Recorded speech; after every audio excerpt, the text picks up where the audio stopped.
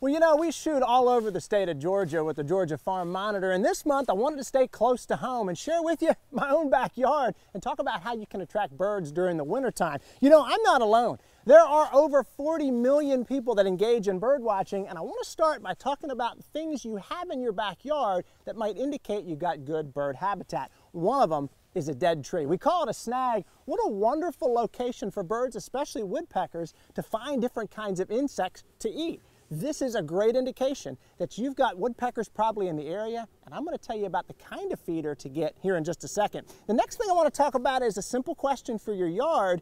Do you have more woods or do you have more grass and fields in your yard? That is going to drive the kinds of bird feeders that I'm going to talk about in a second. And as you can see in my backyard, maybe you're not surprised, a lot of woods out here. We love spending time outside in the woods. So I want to talk next about some of the different feeders that you have an opportunity to buy and how to watch your pocketbook as well with those. So let's go there next. So if you've examined your backyard and looked around and found that you do in fact have one of those little gems, one of those snags, those standing dead trees, one of the things you want to make sure that you get when you go to the store is one of these metal baskets. You can buy these for a suet cake. Buy yourself a little suet cake. These are about $1.50 at the most. It's just fat and kind of lard with a bunch of seeds in there. You put this guy inside of this cage and hang it from a tree. Woodpeckers are going to go crazy. They're going to love that snag, and they're going to love these in your yard too. So there's a couple bucks. Now, if you've got more woods in your backyard like I do, I want to encourage you to get a couple of these kind of hexagon-shaped feeders. Very, very simple. Birds can go all the way around them. These are less than 10 bucks. Gang, I'm going to tell you, you can spend $70 or $80 on a bird feeder. I never spend more than about 10. The birds don't care how much it costs. This is a wonderful addition to be able to hang up from a pole. I'm going to talk about that pole in a second. You got a couple different sizes, the big one and then the small one here. Again, with the 6 sides, enables those birds to sit all the way around it. Now, if you do happen to have more field and more grass in your area, this is something I'm going to encourage you to get right here. This is a tube feeder like this, and finches love these, and one of the favorite birds that bird watchers love to see is an American goldfinch, and they love these tube feeders. They love to sit on either side and eat like that. You got that kind of tube feeder, and then you can put some cracked corn and things in another kind of tube feeder. Again, gang, less than 5 bucks for these guys. You can spend 30 or 40. I keep it on the cheaper side. Now, when it comes to buying the bird feed, I want you to notice I've got mine inside of a metal can. That's because those darn squirrels will get in here and eat through wood or paper. Put it in a metal can, about 20 bucks for one of these. And then the kind of seed to get, I get black oil sunflower seeds, and I get them only. I find that getting a whole bag of these keeps out some of the millet and some of that other feeder stuff, and the birds love these the most. Get yourself a 20-pound bag of that, and it'll last you for several weeks for sure. With that being said, I want to talk about when you buy these, how do you install them and where do you install them? So let's go there next.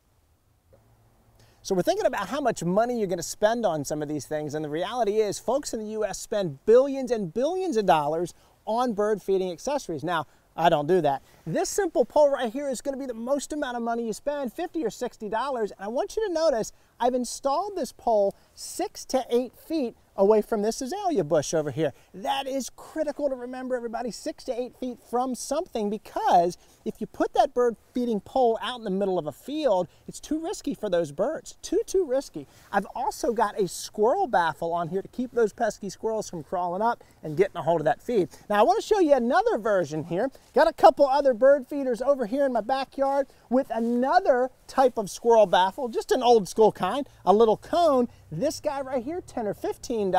Couple of bird feeders, again 6 to 8 feet away from that azalea bush. Now if you're looking to have a little bit of fun, look out your window and watch those pesky squirrels. Instead of getting yourself a squirrel baffle like that, get yourself a slinky. Put this thing and attach it onto the pole with a little attaching strip like that. Attach it on there, and as those squirrels go to climb up, they'll hook it and pull that down, and you'll have all kinds of fun there at the feeder, and especially watching. And that's half the joy of feeding the birds, is getting the enjoyment yourself. I want to talk about some of the extras to put around your feeders and around the bushes you got there, and I want to go there next.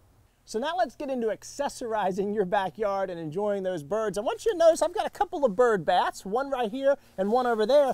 And inside of these bird baths, I've got a rock that I've placed in the center. As simple as that is, that shows the birds how deep that water is, and they're more likely to get in it and drink from it as well as bathe in it. You'll love watching that. I also have in my yard, I didn't forget to put these leaves anywhere. I have a pile of leaves, and literally what I like to do is come underneath some of the bushes and add those leaves underneath. It's not only a great source of mulch, but it also encourages worms and grubs to get under the tree, and the birds will roost in the tree at night and have a little buffet to eat as well. Last thing I want to show you, and I love to do this in my yard, is pile up some of these sticks. And notice again, the 6 to 8 foot rule, 6 to 8 feet away from the feeder. I've got a pile of brush right here, a great little habitat and home, as well as a warm spot for birds to sit in. You're gonna see those wrens, those chickadees, those titmice, those cardinals loving to get in this, especially in the winter.